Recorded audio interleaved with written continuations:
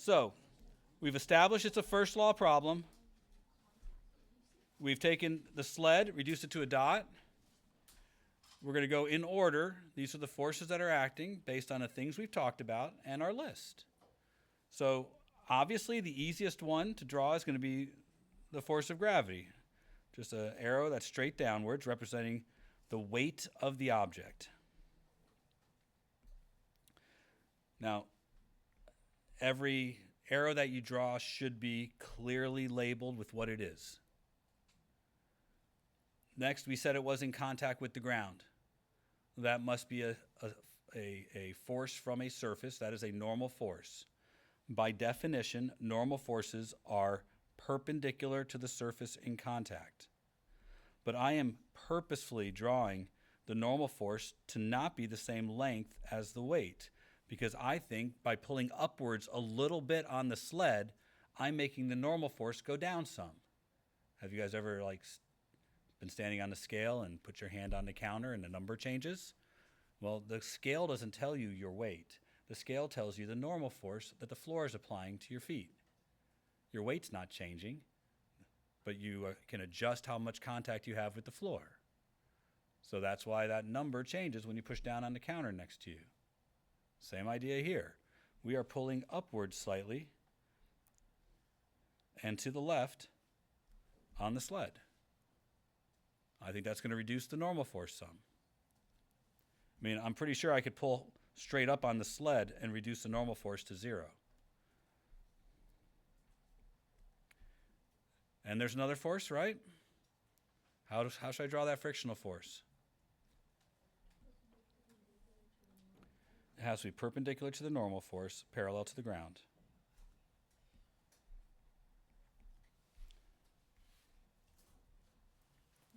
This is a free body diagram that can be used to describe the motion of the sled. What's our next step? It's right here on the board. So we need a coordinate system for this. And a coordinate system or coordinate axis, just two lines that are perpendicular to each other. So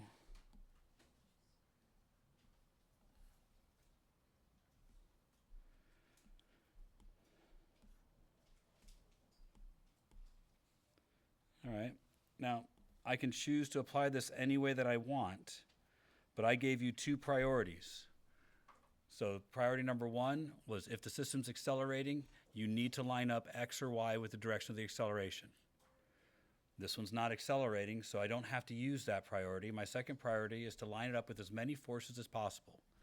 I think that's as lined up with as many forces as possible. So I'm going to stick with that because that means 3 of the forces are already along X or Y directions. Only one of them has to be resolved into components. Now, before you go on, you should go ahead, take a minute, and decide what direction you're going to call positive. Do it in 2 dimensions. Now, I am noticing I have a force that needs to be resolved into its components. So the angle is relative to the horizontal. X is relative to the horizontal, so the 20 degrees is relative to X. I'm going to wrap a triangle carefully around the angle. The right angle of the triangle always goes against whatever coordinate side you're drawing it on. And your your force is always going to be the hypotenuse. But I'm kind of done playing with the trig here. The adjacent side gets cosine, and the opposite side gets sine. So 30 cosine 20 and 30 sine 20. Those are our 2 components. All right, we have successfully done the first 3 steps. The 4th step says to apply Newton's law. Now, we said it was Newton's first law, so that means taking this and going net force in the x direction equals 0, and net force in the y direction equals 0. How many forces are in the x direction? I see 2. So we have to just write them in and make sure we put their signs. So it looks like 30 cosine 20 is positive, and friction is negative. So that would equal to 0.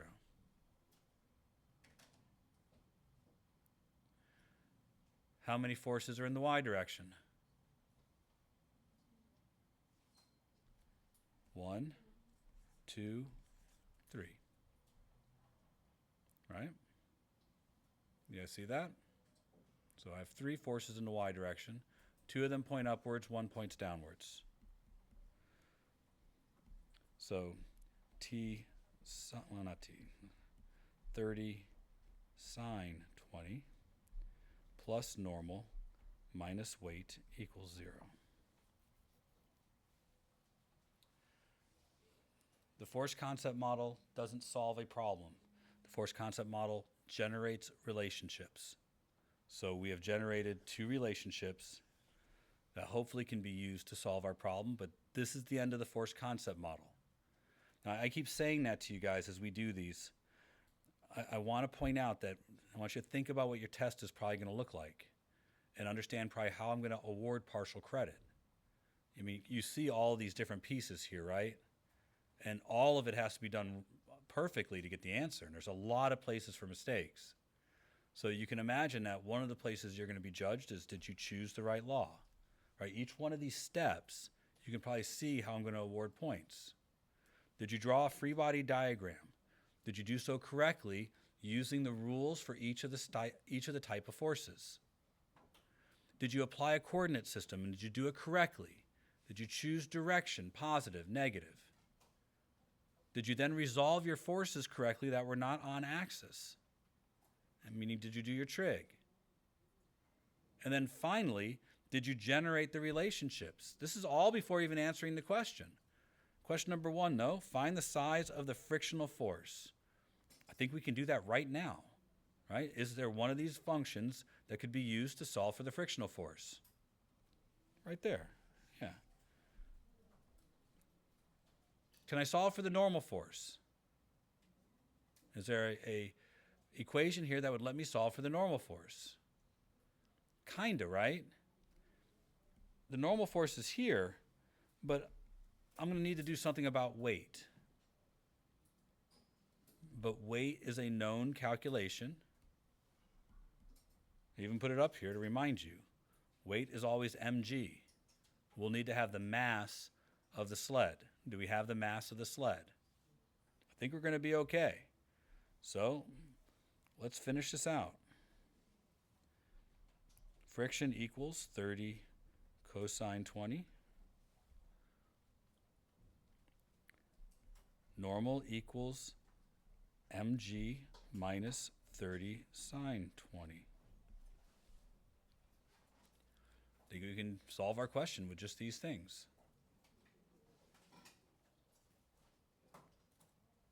Okay. Now the rest of this is just getting a number. You understand that's the least interesting part? You ready to try another example? I want to practice. I want you to see more examples, okay?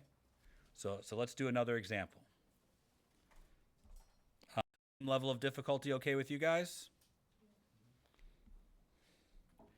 Okay, I'm going to change the problem a little bit.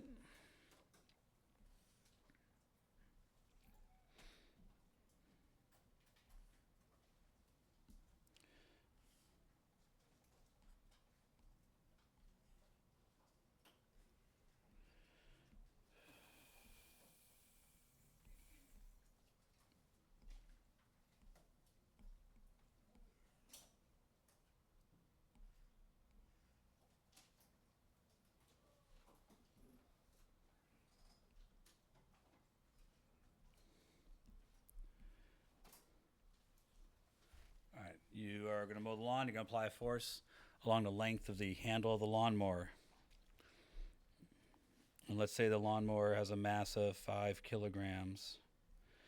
No, that'd be too light of a lawnmower. Let's say 15 kilograms. That's better. And let's say that there is a frictional force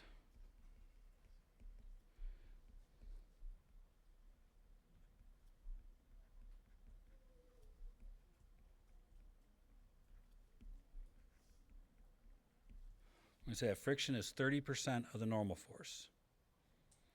So same kind of problem, but I'm making it a little different. Let's say that we're pushing with 60 newtons of force at an angle of 30 degrees. Okay? Tell you what, let's make it 80 newtons of force at an angle of 30 degrees. What is the acceleration of the lawnmower?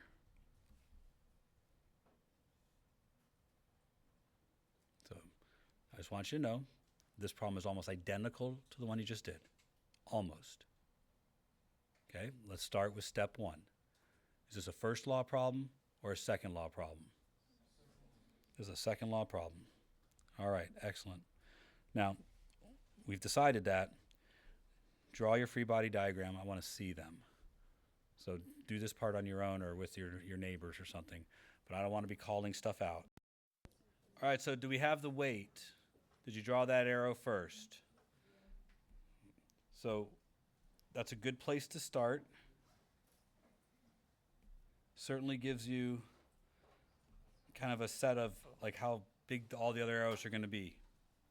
So once you've drawn in the weight, what did you do next? If I went through my set of steps, is there any contact forces happening to the lawnmower? Name one. Friction is not a contact force, but we could talk about friction if you'd like. Friction occurs because of contact. It's a resistive force.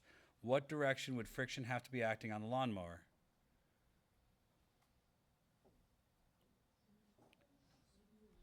There's rules for friction, guys. If you don't have them written down, let's consider the rules.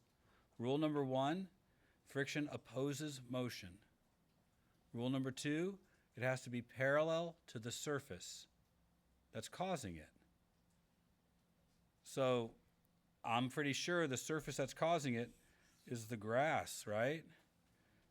And the lawnmower is trying to go this way, so I'm thinking we're talking about a frictional force that must be this way. Wouldn't that oppose the motion of the lawnmower?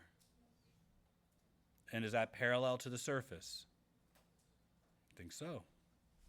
So I'm going to say this is friction.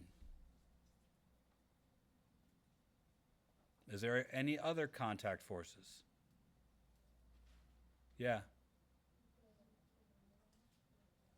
That's right. It's in contact with the ground. The ground provides a normal force, so my normal force has to be upwards from the ground.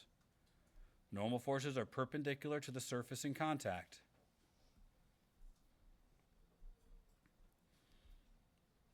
And don't leave out the fact that you're pushing on the lawnmower. Now, a good question was asked, how do I draw that? This arrow kind of tells you the direction of the force, but forces all have to start on the object and point away. So as I draw this one, I start on the object and I point away.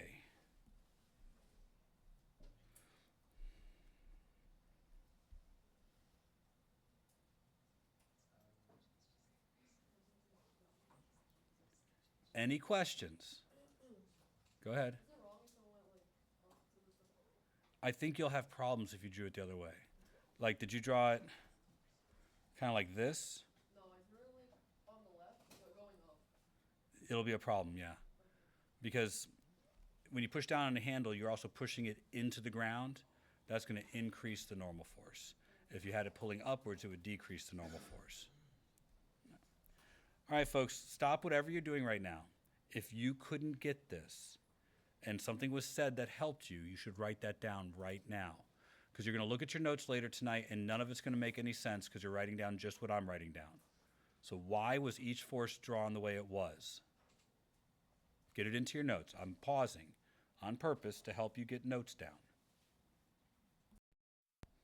We have to go to step 3 now, right? Drawing a coordinate system that's going to support this. Our system is accelerating, so we do need to take that into account. But I don't think that's going to change what we do very much. Because isn't the lawnmower going to be accelerating across the ground? Doesn't that make sense? So I think the positive x direction is still the best direction to set up in the direction of the acceleration. So I'm gonna, make my coordinate system look like that. Does that work for you guys? I'm gonna label this the positive x direction, and this is the positive y direction. I'm also gonna identify that this has gotta be 30 degrees. Now I know some of you don't know that that's 30 degrees, so I need to show you why it is. You're gonna have to be able to do a little bit of basic geometry. So vertical angles, alternate interior angles are gonna show up. If they don't sound familiar to you, then go back and talk to your geometry teacher and ask them why you don't remember those things. Yep. Will the degree always be like by the dot or?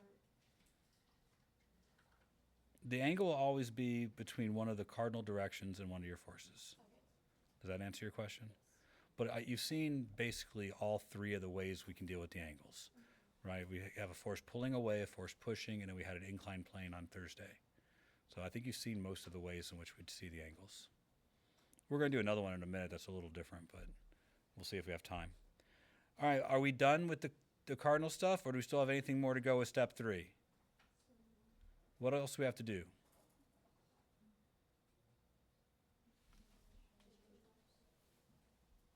Right?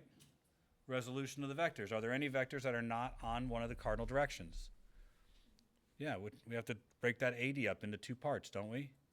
So we do that next. So I will wrap a triangle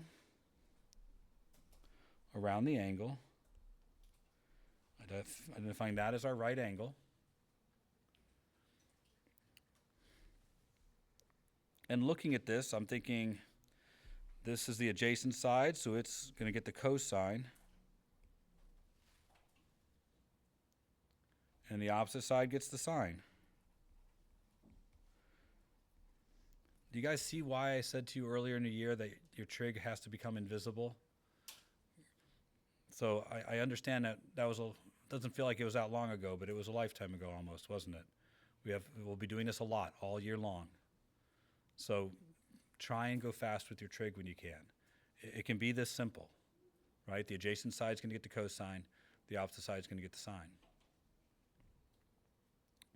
We have done all of step 3 now. So now it's time for step 4, which just generates our relationship.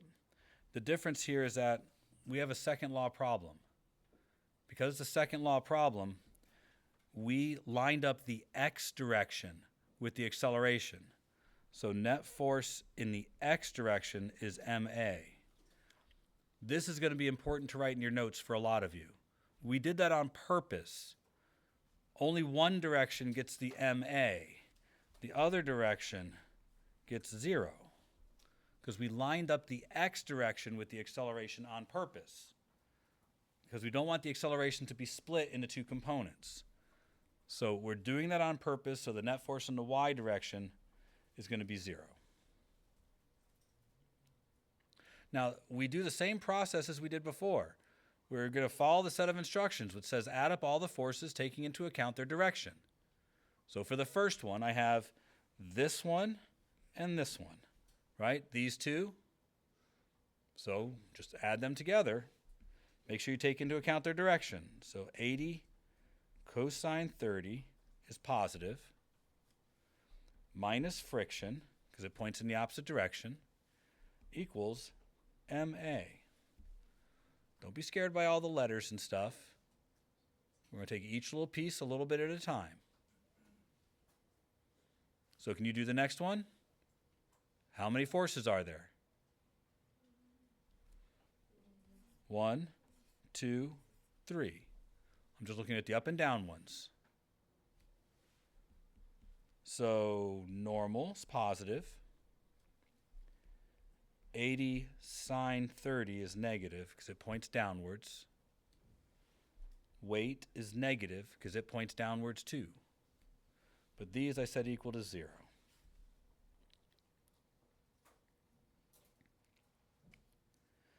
All right.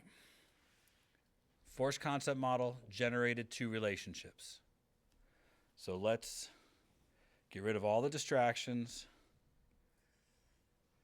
and consider our two relationships. We were asked to find A.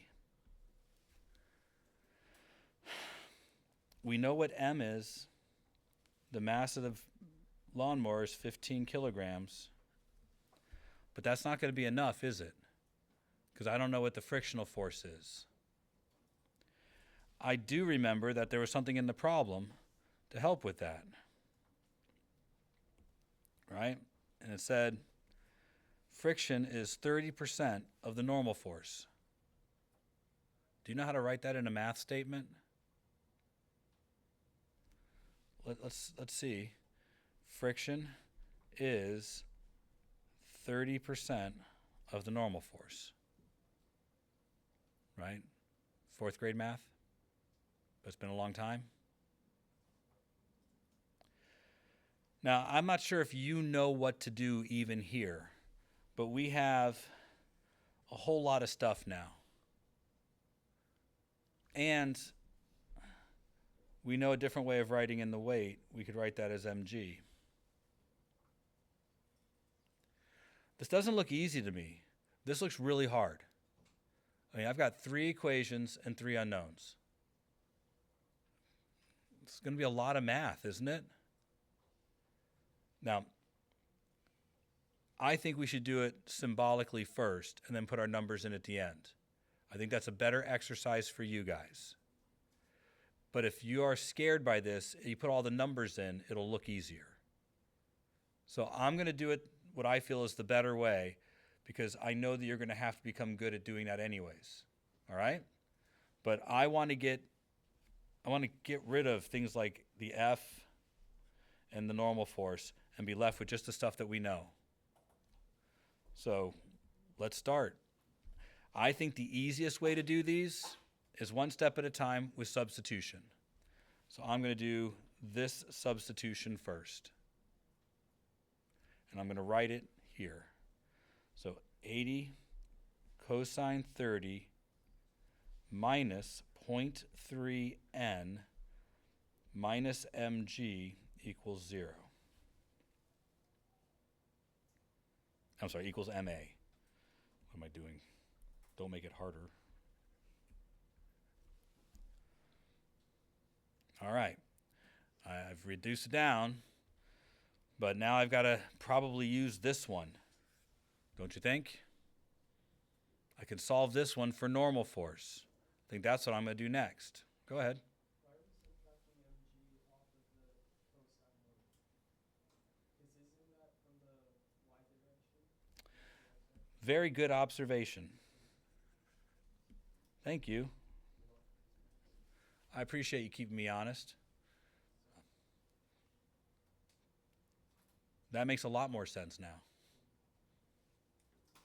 Do you guys see the mistake I made? Okay, good. Thank you for pointing it out. I'm never above having somebody point out my mistakes. I'm going to take this one and solve for the normal force. Get it by itself. So I'll have normal force equals 80 sine 30 plus mg.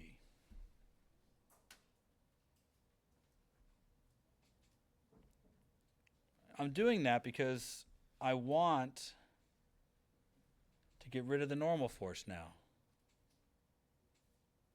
Do you see why I'm doing it? This is going to give me one relationship, and everything in that relationship I know. So I'm going to do that next.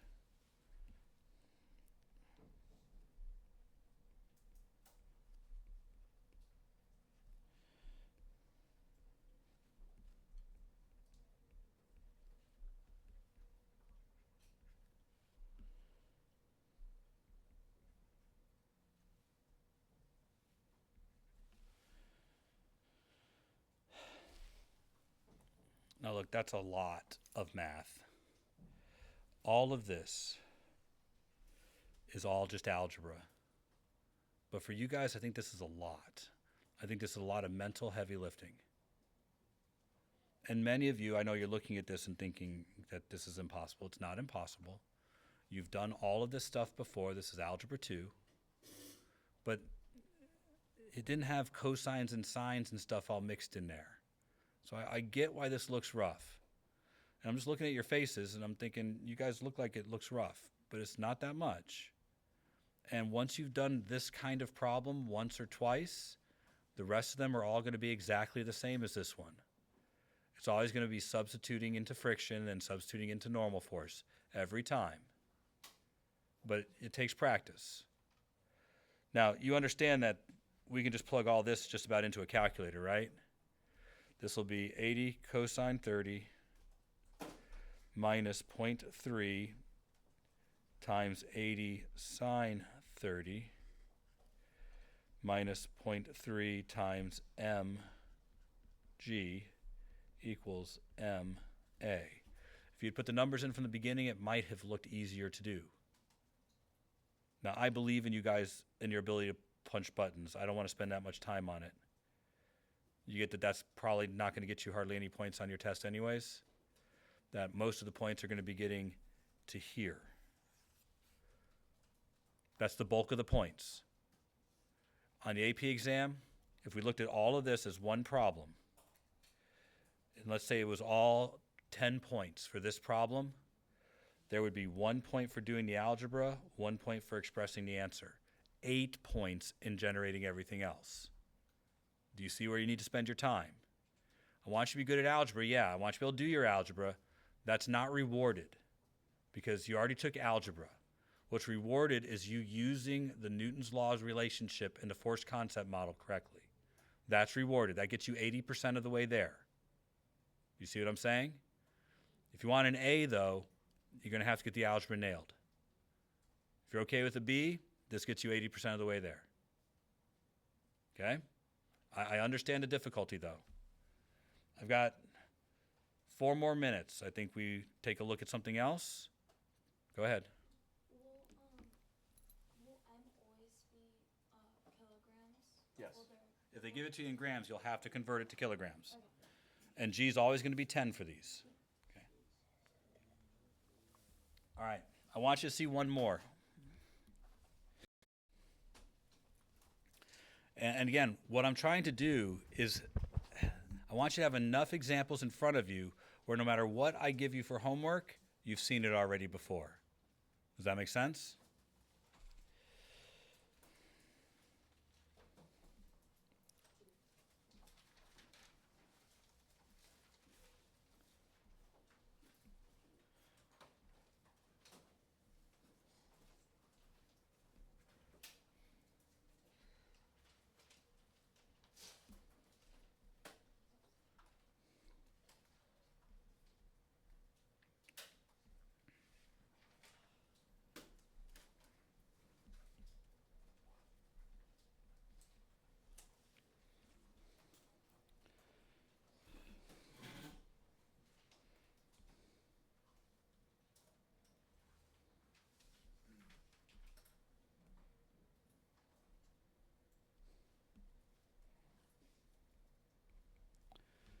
All right, so I'm holding something against the wall, but it's slowly sliding down the wall at 1 meter per second. Does that make sense? So it's sliding at a constant velocity. I'm applying the force at 20 degrees, 30 newtons. So same force from the sled. Book is 2 kilograms.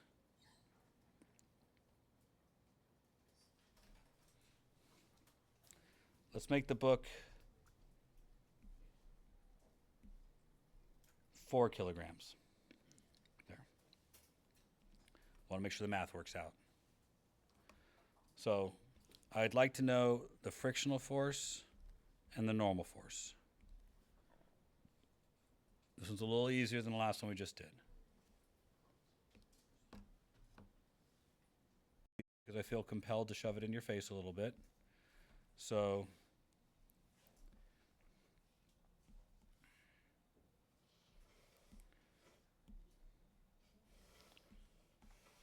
that's a good one. This is our handle, right? Pushing on the lawnmower. You had geometry, right? These are called vertical angles. Vertical angles are congruent. That's why the